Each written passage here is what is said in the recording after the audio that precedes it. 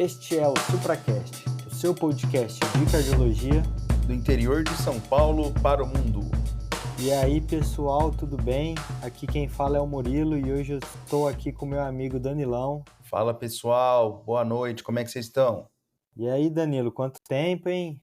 Pois é, Murilão, como é que tá aí na residência de eco, cara? Sofrendo demais? Eu achei que ia melhorar, mas não melhorou muito não, viu?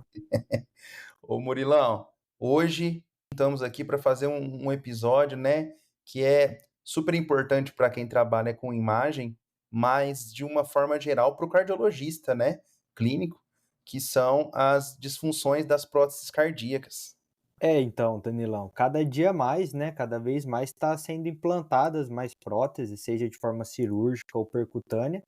Então, a tendência é a gente ter mais e mais contato com esse tipo de prótese e saber identificar quando ela pode ter uma disfunção ou não. Exatamente, Murilão. A pergunta é, por que que a gente tem que conversar sobre disfunção de prótese cardíaca, né? Primeiro porque a gente tem, como você bem falou, aumentada a prevalência de implantes.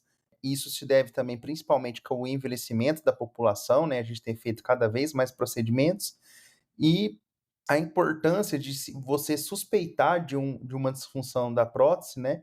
Muitas vezes a gente vai conversar que não é fácil, e se você demora para fazer esse diagnóstico, tem um impacto direto no prognóstico do paciente.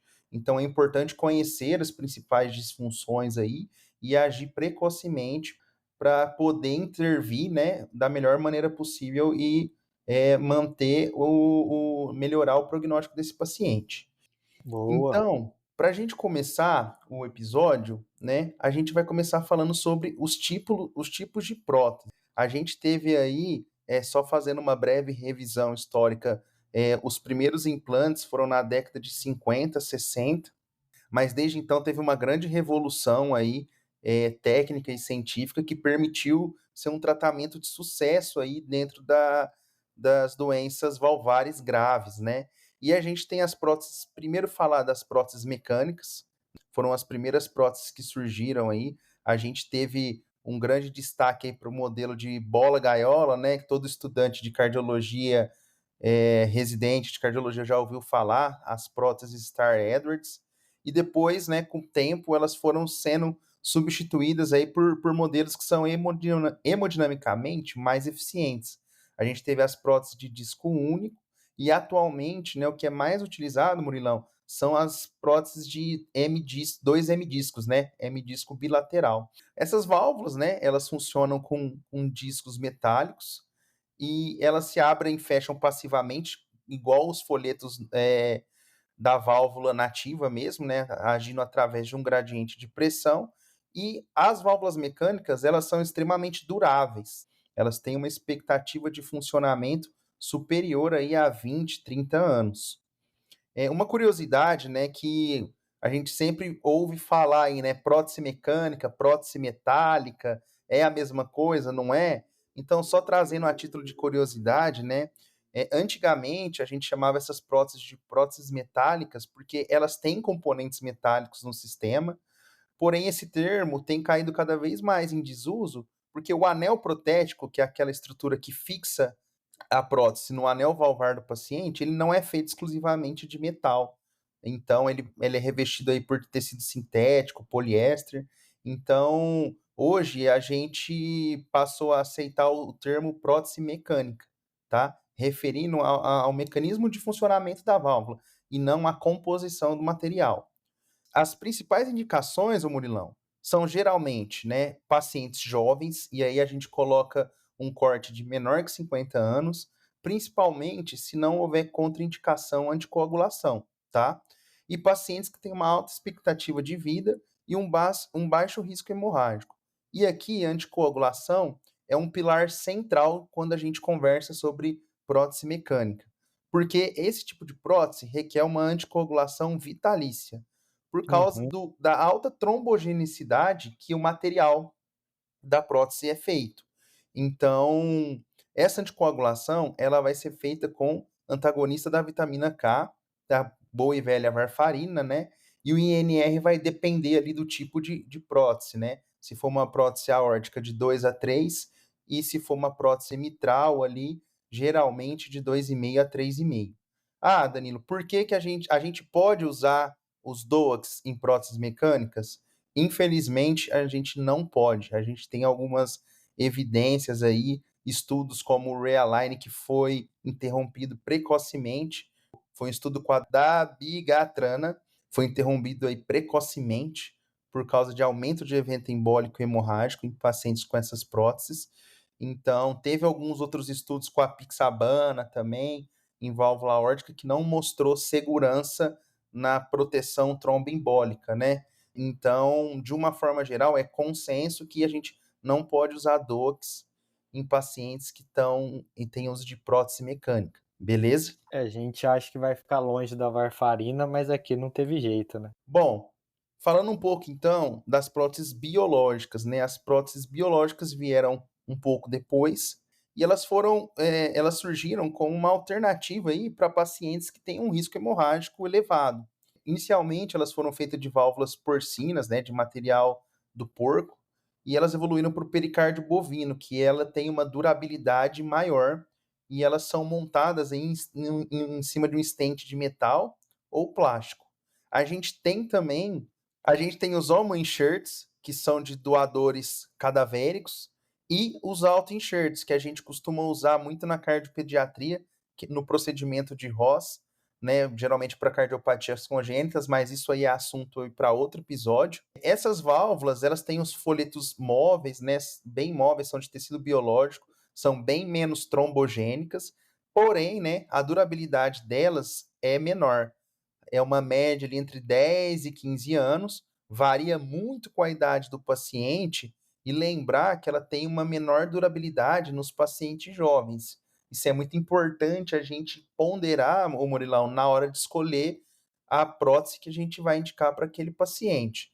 Então, de uma forma geral, a indicação fica ali para pacientes mais velhos, em torno de 65, 70 anos, ou pacientes que têm contraindicação anticoagulação crônica, ou mulheres em idade fértil que desejam engravidar.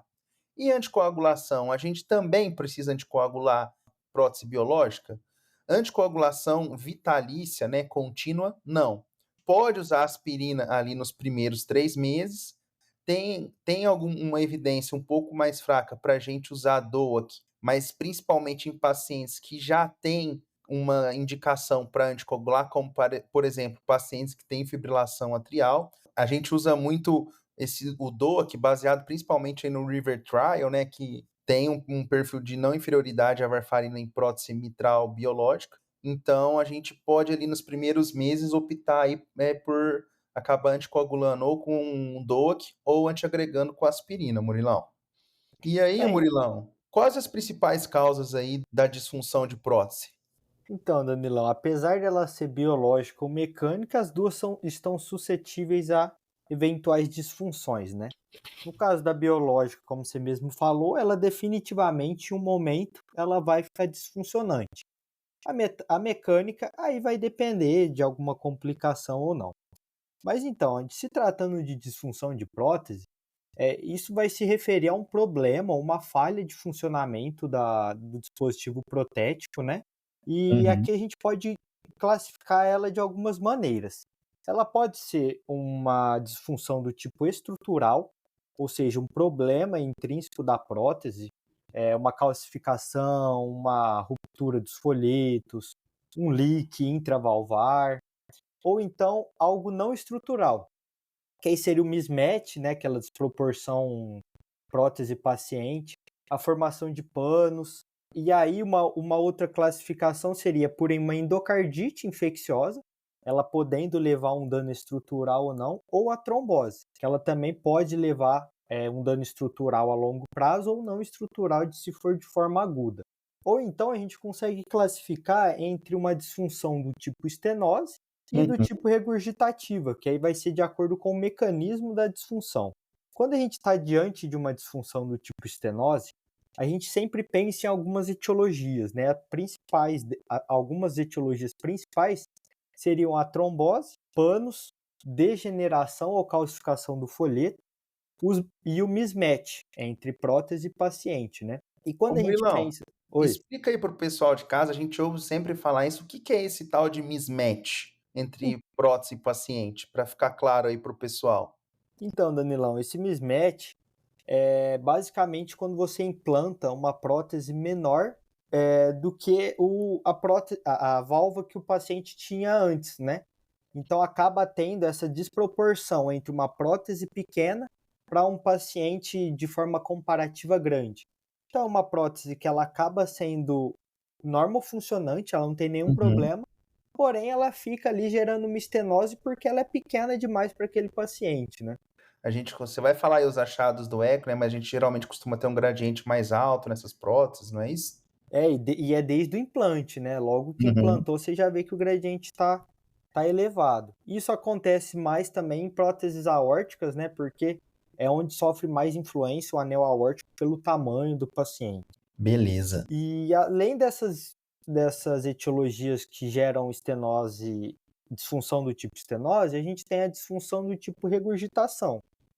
Ela pode ser central ou paravalvar, ali na borda da válvula.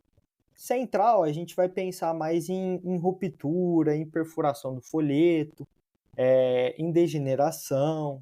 A própria endocardite pode causar uma regurgitação central. E em paravalvar, a gente pensa em outras etiologias. A principal dela, nesse caso, é a endocardite. Mas pode ser também a degeneração ou a deiscência de prótese, né? Show de E aí, bola. pensando nisso, ô Danilão, quando é que a gente vai suspeitar que um paciente pode ter uma disfunção de prótese? Então, Murilão, aqui falando um pouco da avaliação diagnóstica inicial, antes de fazer qualquer imagem, toda avaliação vai começar com uma boa abordagem clínica, beleza? Então, no paciente que tem prótese, é sempre importante a gente ter o histórico cirúrgico desse paciente. Tem que perguntar qual foi o tipo de prótese, qual a posição, quando que foi feito esse implante. Muitas vezes o paciente não vai saber referir exatamente, mas é sempre bom perguntar os sintomas atuais, às vezes sempre questionar se o paciente teve febre, né, ou pico subfebril, se ele teve algum sintoma constitucional, como perda de peso, né, sudorese, pensando principalmente aí em endocardite, né, e no exame físico sempre procurar sopros que podem ter surgido que não tinham anteriormente, e uma coisa que chama muita atenção, principalmente em próteses metálicas, né, é a diminuição ou desaparecimento do estalido, né, da prótese. Então, isso é um sinal que a Uhum. gente tem que ficar atento, sempre questionar ativamente alguns fatores de risco para disfunção de prótese. Então, se o paciente tem uma prótese mecânica, ele está fazendo um segmento adequado desse NR, ele está anticoagulado adequadamente, ele teve alguma infecção recente, ele tem FA. Então, tudo isso a gente tem que perguntar na nossa anamnese e prestar atenção no exame físico.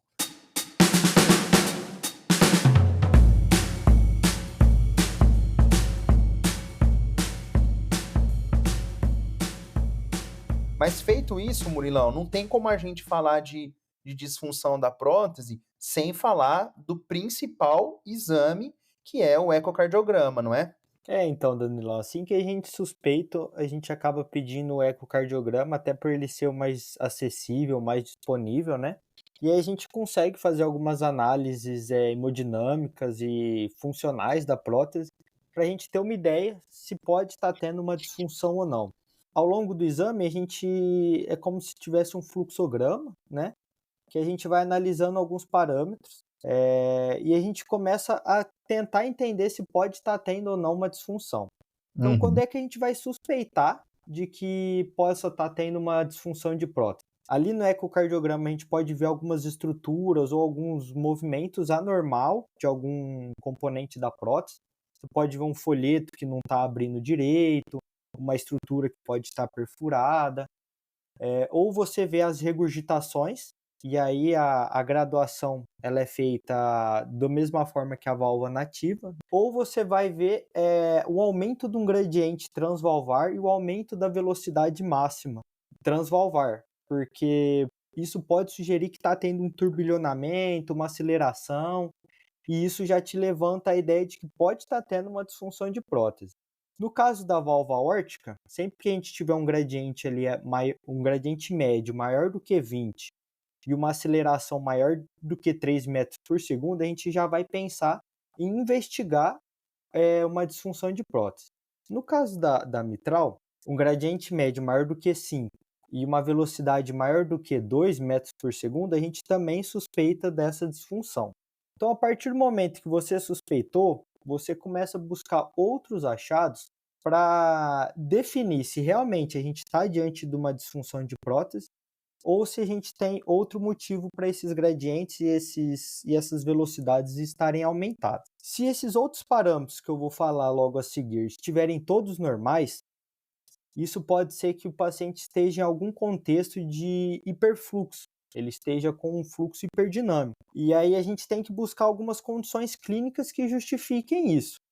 Pode ser uma anemia, pode ser um quadro de tirotoxicose, pode ser um quadro séptico, um quadro de arritmia, que tudo isso vai fazer com que o fluxo fique aumentado, mas os outros parâmetros estarão normais. Agora, se os outros parâmetros, todos eles estiverem alterados, ou na grande maioria deles, aí a gente vai estar diante de uma disfunção de prótese, onde a gente também consegue classificar entre moderada e grave. Quais seriam esses outros parâmetros? Um parâmetro que acaba aparecendo com uma certa frequência nos laudos de ecocardiograma, né, é o DVI, que é uma análise, uma relação entre o fluxo da válvula que você está analisando, seja ela qual for, e o fluxo da via de saída do paciente. Então você vai comparar. Se essa relação estiver alterada, quer dizer que o fluxo na válvula está muito mais turbulento. Isso pode ser um indicativo de disfunção de prótese. No caso da válvula aórtica, um DVI menor do que 0,25 já nos denota uma disfunção grave de prótese. No caso da mitral, um DVI maior do que 2,5 também nos faz levar a uma disfunção grave de prótese. Além desse DVI, tem a área efetiva do orifício, que é a área mesmo ali da prótese, ela podendo estar reduzida. E na aórtica, uma área menor do que 0,8 centímetros ao quadrado já significa uma disfunção importante.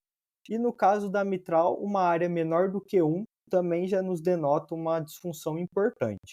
E a partir do momento que você já definiu ou você tem uma alta suspeita dessa disfunção, a gente tem que buscar métodos auxiliares para buscar a etiologia dessa disfunção. Porque no ecotranstorácico ele é um bom exame para rastreio, um bom exame para acompanhamento, para fazer essas medidas hemodinâmicas, mas principalmente as próteses metálicas têm muito artefato. Então tem muita reverberação, tem muita sombra acústica. Às vezes o Então, paciente tem mais de uma válvula, né, ô Murilão, atrapalha isso, bastante. uma entra na frente da outra, né? Pacientes pós-operatórios às vezes têm uma janela acústica difícil. Então aí, a partir do momento que você tem uma suspeita grande, ou às vezes já bateu o martelo que tem uma disfunção, você parte para outros exames, né, Danilão? Perfeito, Murilão. E só complementando o que você disse, é importante, né, para o cardiologista saber esses valores, esses parâmetros do eco, porque inclusive cai em prova, na prova do TEC, então é sempre bom a gente ter essa noção. E o que uma grande chefe nossa, né, sempre falava para a gente, a doutora Fabiana Marques, um beijo aí para a Fabi, sempre está ouvindo a gente, namorem o eco, né? Ela É, sempre fala isso para a gente, o eco é um exame muito completo, tem muita informação, então muitas vezes a gente ali na correria só vai olhar a conclusão, né?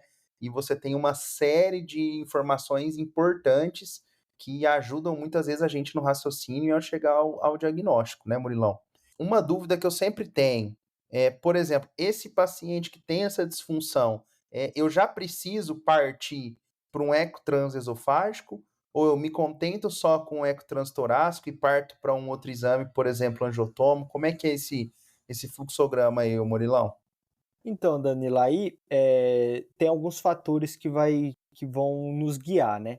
A gente nunca vai ficar só no ecotranstorácico, a não ser que você tenha uma etiologia e uma janela que ficou muito característica ali, que te deu segurança, o que acontece na minoria das vezes, pelo fato dos artefatos, mas algumas características que vai nos guiar em relação a qual exame complementar, né? Principalmente a etiologia que a gente está suspeitando. Então, ao longo do episódio, a gente vai pincelar um pouquinho sobre elas e qual que é o exame que a gente consegue obter mais informações.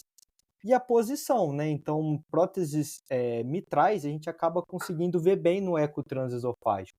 Agora, próteses aórticas já é melhor vista na tomografia. Então, dependendo da janela, da posição da aorta e da etiologia que a gente está suspeitando, isso vai nos guiar para qual vai ser o exame complementar que a gente vai associar, mas raramente a gente vai ficar só no transesofágico. Geralmente a gente precisa de um transesofágico, raramente a gente fica num transtorácico, né? Às vezes a gente acaba pedindo um transesofágico ou até, inclusive, uma tomografia, uma ressonância, né?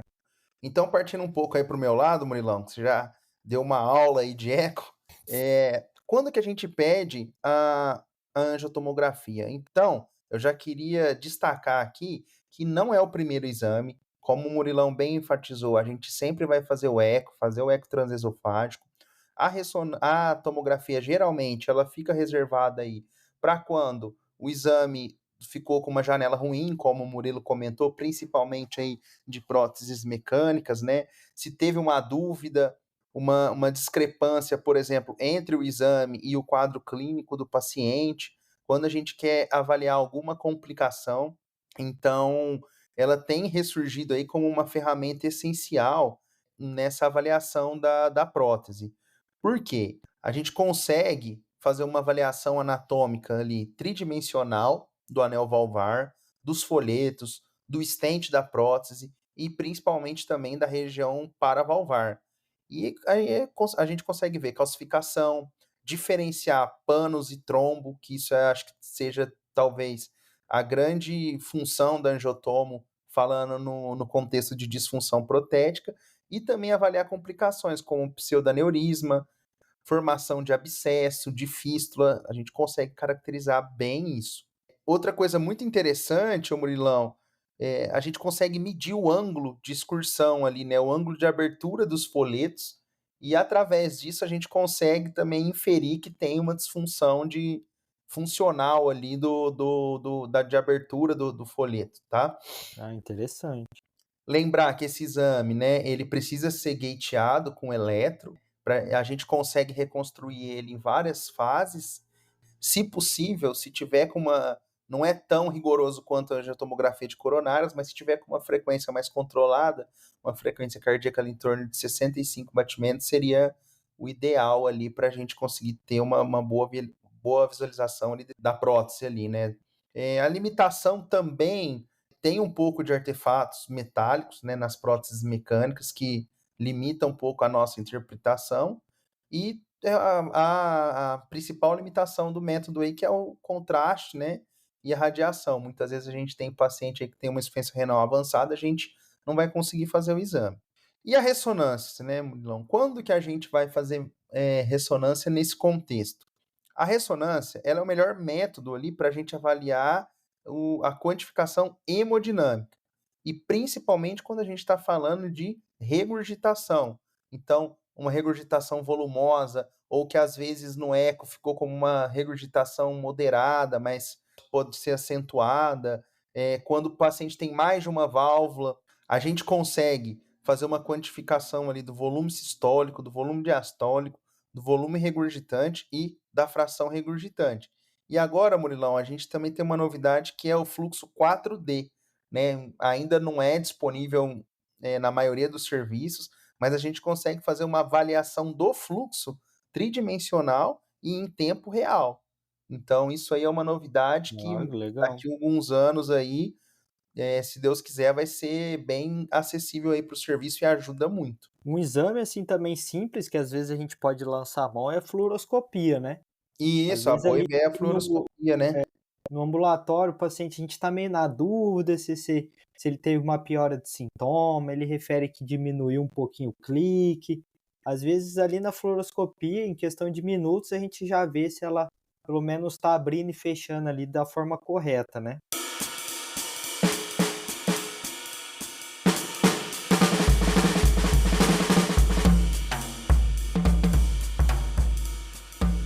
Então, Danilão, a gente falou aqui, né, dos tipos de prótese, falamos como identificar, como classificar uma disfunção. Vamos falar um pouquinho aqui agora das etiologias, né? Pincelar as principais e um pouquinho de como identificar e como tratar. Então, primeiro vou começar aqui falando do mismatch, né? Que é essa desproporção entre o tamanho da prótese que foi colocada e o tamanho do paciente. E ela é mais comum em pacientes jovens que acabam crescendo ao longo da vida e a prótese não acompanha esse crescimento. E é mais comum também na posição aórtica, que vai sofrer o anel aórtico, ele sofre uma maior influência do tamanho do paciente. E também acontece mais em próteses pequenas, então ali números 17, 19, tem uma chance maior de acontecer esse mismatch. E como é que a gente vai identificar? Então a gente vai ver que os gradientes, as velocidades ali transvalvares, elas já vão estar elevadas logo no pós-op imediato, né? Porém, anatomicamente, a prótese ela é normofuncionante. Então, os folhetos ali não vai ter nenhuma disfunção, não vai ter restrição de abertura, não vai ter perfuração, não vai ter nada. Porém, ela vai gerar esse fluxo mais turbulento e estreito. E aí, como é que a gente vai definir que o paciente ele tem esse mismatch? Quando a gente vai indexar a área efetiva do orifício da prótese. Se em prótese aórtica ela tiver menor do que 0,85 centímetros por metro quadrado, a gente já suspeita. Só que se ela tiver menor que 0,65, a gente já define que tem um mismatch aí importante. Agora, na posição mitral, uma área efetiva indexada menor do que 1,2 já vai nos levantar a suspeita, e se tiver menor do que 0,9, a gente já define que é um mismatch importante. E se esse mismatch estiver gerando repercussões ventriculares e sintomas, a gente indica a troca valvar cirúrgica novamente e opta por aumentar o tamanho da prótese, às vezes aumentar o anel valvar, porque não tem outro tratamento a não ser a troca valvar cirúrgica, porque de qualquer forma o anel ali, ele está gerando uma estenose relativa, né? Uhum. Show de bola. Então, vamos prosseguir aí com o panos, né? A gente ficou falando aqui, Murilão, panos, mas afinal de contas, né? O que que é o panos? O panos, ele nada mais é aí que um crescimento de tecido fibroproliferativo sobre a prótese. É como se fosse uma reptilização ali da prótese. Ele é mais comum em válvulas mecânicas e na posição mitral. E aqui, como eu tinha comentado, né, a angiotomografia tem um papel aí importante para poder diferenciar o pânus do trombo. Então, como que a gente, no exame, vai pensar ali que pode ser um ou pode ser o outro? O pânus, geralmente, ele é uma complicação mais tardia, né? Não é meses até anos após o implante. O trombo, ele pode ter um início bem mais precoce, de dias a semanas, principalmente se o paciente tiver uma anticoagulação inadequada. A localização do pânus, geralmente, eles estão na face ventricular, especialmente ali na posição mitral, e o trombo não, ele pode estar até na face atrial, se for na mitral, ou da via de saída do ventrículo esquerdo, se for a prótese aórtica. O pânus, por ter um tecido mais denso, mais fibroso, ele vai ter uma atenuação maior, geralmente maior que 145 unidades Hounsfield. O que é isso? Ele vai ser mais claro, traduzindo, ele vai ter um tom de cinza mais claro na tomografia. E o trombo, ele vai ter uma baixa atenuação, geralmente menor que 90 unidades Hounsfield, ou seja, ele vai ser um pouco mais escuro.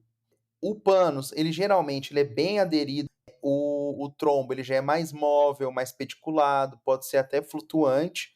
O pânus, ele tem um contorno um pouco mais definido, assim, bordas mais definidas. O trombo, ele pode ser bem irregular. Em termos de sintomas, eles podem causar os mesmos sintomas, mas muitas vezes a gente tem que chamar a atenção que o primeiro evento de uma trombose de prótese, né, pode ser um AVC, né? um evento isquêmico cerebral ou Uhum. sistêmico. Então, é sempre ligar o alerta aí, paciente que usa prótese, teve um AVC, né? É sempre bom ficar alerta com isso. Por que que é importante, Murilão, a gente definir se é panos ou se é trombo? Porque isso, a conduta para cada um deles é completamente diferente. No panos, Exatamente. muitas vezes a gente tem que remover isso cirurgicamente, né, acabar trocando a válvula. E no trombo a gente tem que fazer aí o manejo para trombose de prótese, beleza? Uhum. Então, entrando aí no contexto, já fazendo o gancho aí para trombose de prótese, o que que é isso então? É a formação do trombo, né? O trombo ele se adere ali à válvula protética e vai causar uma repercussão ou funcional ou, né, embólica na prótese, ou muitas vezes as duas coisas, tá? Ela é mais comum, como eu disse, em válvulas mecânicas, particularmente na posição mitral, mas aqui quando a gente fala de trombo, a gente tem que lembrar das câmaras direitas.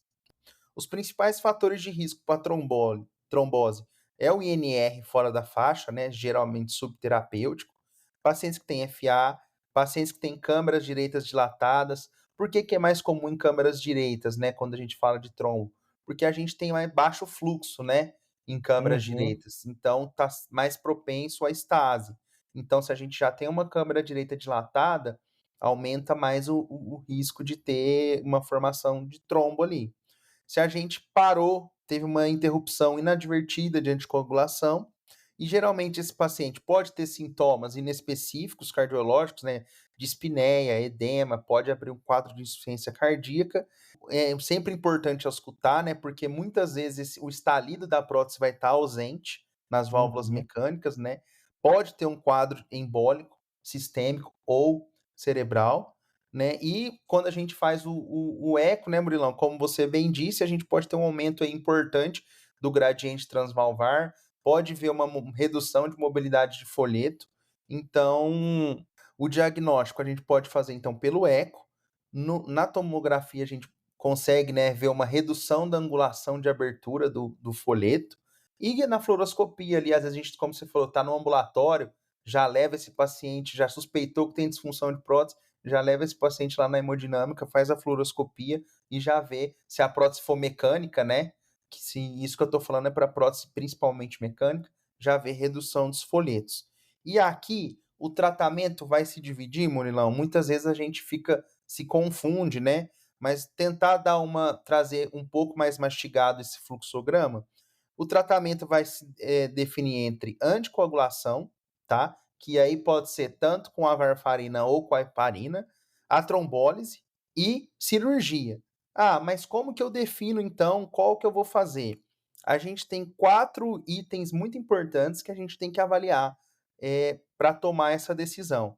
Então, é o local da prótese, né? Se é mitral ou aórtica nas câmaras esquerdas ou pulmonar tricúspide, né, nas câmaras direitas. Tem que ver o tamanho e a mobilidade desse trombo, o grau de obstrução funcional que esse trombo está tendo, e se o paciente tem uma estabilidade clínica ou está instável, né, que aí é um cenário um pouco mais caótico, e o risco embólico desse paciente. Então, nas câmaras esquerdas, a gente tem, qual que é o problema? Tem um elevado risco de embolização, né, sistêmica. E a diretriz da ARRA, né, e da ACC, ela recomenda assim, se a gente tem um trombo pequeno, menor que 10 milímetros e é não obstrutivo, a gente pode considerar a anticoagulação com a varfarina. Se a gente tem um trombo grande, né, maior que 10 milímetros, ou obstrução valvar importante, ou se o paciente está instável, aí a cirurgia é preferida. Ah, por que que não pode fazer a trombólise? Não é que não pode, mas a gente tem um risco maior de ter embolização, né? Principalmente em trombo muito grande, esse trombo pode se quebrar em trombos menores e acabar embolizando. Então, de uma forma geral, para trombos grandes, a gente acaba preferindo aí a cirurgia. Ah, e nas câmeras direitas? A embolização, né, se tiver embolização, seria para o pulmão. Portanto, não é tão devastadora como se fosse, por exemplo, para o sistema nervoso central. Quando a gente fala de trombo em câmeras direitas, geralmente a gente vai ter preferência pela trombólise, tá? Uhum. especialmente se for um trombo grande e que tem obstrução ali funcional. Se a gente tiver um trombo pequeno, pouco móvel, com risco embólico baixo, a gente pode considerar anticoagular esse paciente. A cirurgia para câmeras direitas geralmente não é raro, não vai ser na nossa primeira opção aí no arsenal terapêutico, não. Outra etiologia que a gente pode pensar, principalmente nas próteses biológicas, né, é a degeneração estrutural primária da prótese, né? Mais comum ali após 10, 15 anos do implante da prótese. Aí as alterações, a deterioração morfológica e hemodinâmica da prótese, ela é de forma gradual. O paciente não vai estar um ano com ela normo funcionante e depois ela vai já ter uma disfunção estrutural de forma assim aguda. Não, ela é de forma gradual. E aí a gente também vai ver, né, os gradientes elevados, as alterações que a gente citou aqui anteriormente. Só que a hora que a gente olhar a anatomia e a estrutura da válvula, ela vai estar totalmente alterada, né? No Uhum. eco, a gente vai ver um espessamento difuso, os folhetos hiperrefringentes, uma calcificação importante, e tudo isso vai estar causando uma restrição da mobilidade. E isso é independente do método de imagem que você usa, né? A imagem ela é comum, você vê essa calcificação importante e de forma gradual. E aqui também, o tratamento acaba sendo a troca valvar, até porque deu a meia-vida da prótese, né? Por isso que isso é muito mais comum em próteses biológicas. Outra etiologia que a gente acaba vendo bastante, que tem uma incidência aí ser bem semelhante entre prótese biológica e mecânica, é endocardite. E aqui a imagem ela já vai ser um pouco mais florida, né? Além do quadro clínico do paciente, que vai ter toda a questão da febre, as hemoculturas positivas, toda aquela clínica de inflamação. Para fazer o diagnóstico, você acaba abrindo mão dos critérios de Duke, né? Eu acho que caberia um episódio só de endocardite, né, Danilão? Vem vindo por aí, né, Murilão? E um muito bom aí com o pessoal. Então, assim, eu não vou me aprofundar muito nesses critérios, mas pensando aqui nas imagens, né, e na própria disfunção da prótese, o que a gente vai identificar? Então, a vegetação, né, a gente consegue ver pelo eco, e alguns sinais de complicações, né, e aí pode ser a deiscência, pode ser ruptura, pode ser o abscesso, pseudaneurisma. A vegetação, se ela for pequena, a gente acaba tendo uma preferência e uma facilidade de ver no eco, né, o Danilão? Uhum. Quanto maior a vegetação, principalmente maior que 10 milímetros, a sensibilidade da toma acaba ajudando. Porém, a toma ela acaba sendo muito boa para avaliar as complicações, né? Isso, E perfeito. A gente consegue ver abscesso, a deiscência, se tiver fístula, né? Como eu te falei, o pseudoaneurisma, a gente consegue ver bem. então, e aí a estrutura valvar, então, ela está totalmente prejudicada, além da função hemodinâmica que vai estar toda alterada. Porém, nem sempre a gente consegue fazer o diagnóstico de endocardite, seja pela janela inadequada, seja pelos artefatos. Às vezes pode ter associação com trombo, né, um trombo infectado.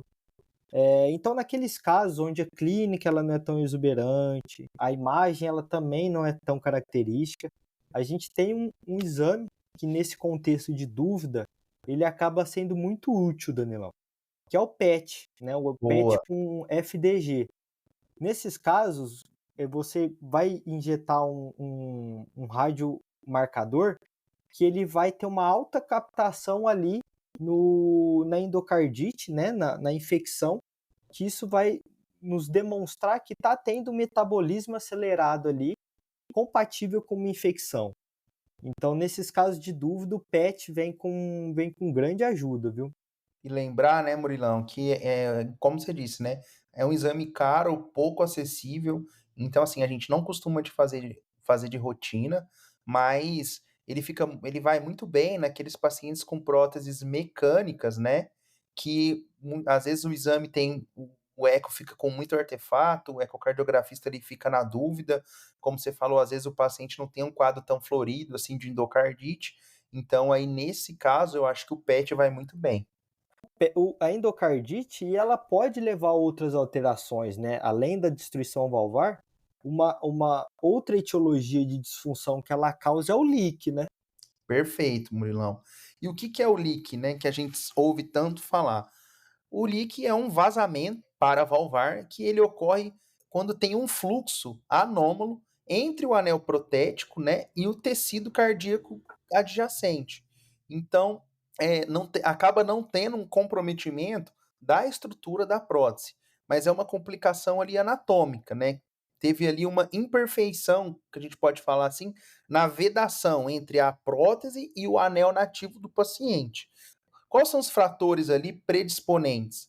Geralmente, anéis muito calcificados, que não impedem ali a ancoragem completa da prótese. Pode ter sido uma técnica cirúrgica ali subótima ou a sutura ficou um pouco frouxa. Uma endocardite, como você disse, pode causar o leak também, porque você vai ter ali uma deiscência parcial do anel, tá? E pode ser também por degeneração do tecido ao redor da prótese. O mismatch, ou quando a gente tem também uma tensão excessiva sobre o anel valvar, pode ser um complicador ali que vai ajudar a formar o leak. Ah, e qual que é o impacto clínico disso? Os leaks leves, geralmente o paciente é assintomático e provavelmente, se ele não evoluir, não vai precisar de uma intervenção. O problema é o leak moderado a grave, né? Que aí pode, quando a gente tem um vazamento ali significativo, a gente pode ter sobrecarga de volume, gerando aí a longo prazo uma insuficiência cardíaca no paciente. E aqui dando uma clinicada, o Murilão, e fazendo uma interface aí com o pessoal da Hemato, né? A gente pode ter uma hemólise mecânica crônica. Tem um turbilhonamento de sangue e um cisalhamento mecânico ali dessas hemácias. Então, o paciente tem uma anemia, pode ter icterícia, né? Às vezes precisando de transfusão. Então, além do que, o paciente pode ter um potencial aumentado para infecção recorrente dessa prótese. Então, geralmente, os pacientes com leak moderado a grave, com uma anemia importante, com necessidade de transfusão, a gente costuma indicar a abordagem. O diagnóstico, né? Como você disse muito bem, a gente consegue ver no eco, o eco 3D ali, a gente tem uma definição espacial muito boa, né, da posição do leak, mas a gente pode lançar a mão também da tomografia, né? Como eu falei, a gente consegue ter uma avaliação espacial muito boa e consegue ver ali a deiscência da prótese, consegue ver às vezes o extravasamento de contraste pelo leak e consegue até medir esse leak com uma confiabilidade boa, tá? Exatamente. O tratamento, Murilão, às vezes, dependendo, né, tem que fazer uma troca valvar, mas hoje também a gente tem a cardiologia intervencionista bem ativa na questão do leak, né? E esse tratamento pode ser feito percutâneo, tá? Quando que a gente vai fazer o percutâneo? Geralmente para paciente de alto risco cirúrgico, que lembrando que seria uma reop, né? Então o paciente já fez uma troca valvar, vai ter que ser submetido a um novo procedimento cirúrgico, então é uma morbidade muito grande. Então aí a gente faz geralmente para esses pacientes com maior risco cirúrgico. Mas e ô Danilão, e quando é que a gente vai como é que a gente vai fazer esse segmento dos pacientes aí? Então, Murilão, é muito importante, né? Não adianta só indicar, colocar a prótese, né? E depois largar esse paciente aí mundão afora, né? Então, geralmente, o que as diretrizes recomendam, né? Que os pacientes ali que têm prótese mecânica, ele precisa de um eco de controle de 6 a 12 semanas após a cirurgia. E se o paciente está bem, a ausculta tá ok, pode ser anual. E lembrar, é muito importante avaliar o INR em todas as consultas. Se a prótese é biológica, também um eco em 6 a 12 semanas e anual a partir ali, se tiver tudo bem também com esse paciente a gente pode fazer um segmento anual. Lembrar, né, que quanto mais o tempo passa, tem um risco crescente aí de degeneração, principalmente se o paciente é jovem. E quando a gente está com esse paciente no ambulatório, o que é sempre importante, né? Todos aqueles sintomas, toda aquela avaliação dirigida, né? E sempre lembrar também de suspeitar de hemólise, né? Se o paciente perguntar se tem urina escura, se o paciente tem fadiga, que pode indicar que é uma anemia, né? Pensar sempre na questão da hemólise e auscultar em todas as consultas esse paciente e, se necessário, né, pedir os exames laboratoriais para complementar essa avaliação. Hemocultura, se o paciente teve febre, hemograma, DHL, bilirrubina, se pensar numa anemia hemolítica, né, e o INR e a função renal, se o paciente estiver usando DOAC. Beleza? E sempre orientar o paciente, né, principalmente os pacientes, orientar os pacientes que têm prótese mecânica, orientar sobre os sinais de alarme, dispneia, febre, hemoptise, edema, a importância de tomar a varfarina adequadamente, não faltar no ambulatório do INR. Então, lembrar sempre outra coisa que muitas vezes a gente esquece de falar, da profilaxia antibiótica nos pacientes que vão fazer Bem lembrado. procedimento odontológico ou gastrointestinal, principalmente nos primeiros 6 meses do pós-implante. Então acho que isso é o principal, Murilão. A gente não pode abandonar, né? Fazer a troca valvar e depois deixar o paciente aí sem acompanhamento, né? Show de bola. Murilão, gostei demais desse episódio. Eu gosto pra caramba de valvopatia, de conversar sobre isso, discutir. Aprendi muita coisa aqui, bem massa, viu? Bom, eu também, Danilão, um assunto complexo aí, né? Que a gente tentou trazer aí de forma mais fácil o entendimento. Espero que tenha ajudado aí os nossos ouvintes. É muita informação, né? Então, assim, pessoal de É, casa que estiver ouvindo, pega um caderno, vai anotando. Isso é importante, né? Tanto para a prova quanto para a nossa prática clínica. Então, vai anotando para não esquecer. E aí, beleza. Murilão, chegou aquele momento? Bora pro bate-bola? Bora!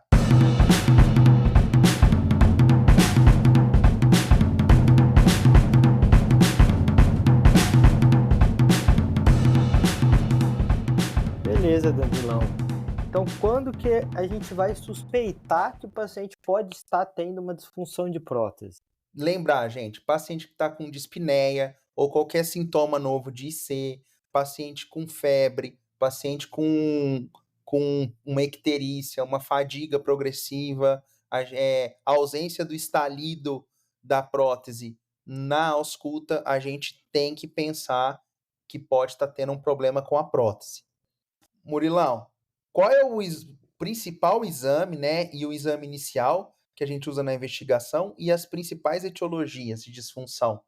Então, Danilão, aqui não tem como fugir do eco, né? Vai ser o primeiro exame que a gente vai pedir para avaliar como é que está a hemodinâmica e a funcionalidade da válvula aí.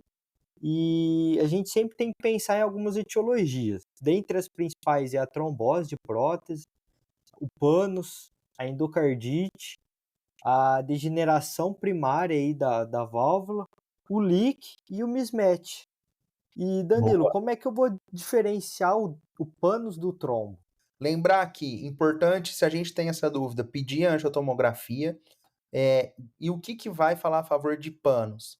Se tiver um tecido aderido na face ventricular da prótese, com uma atenuação maior que 145, ou seja, mais claro na tomo, se ele está bem aderido à prótese, tem um formato mais regular, se é uma manifestação tardia, isso vai falar a favor do panos. O contrário disso, né, vai falar a favor de trombo.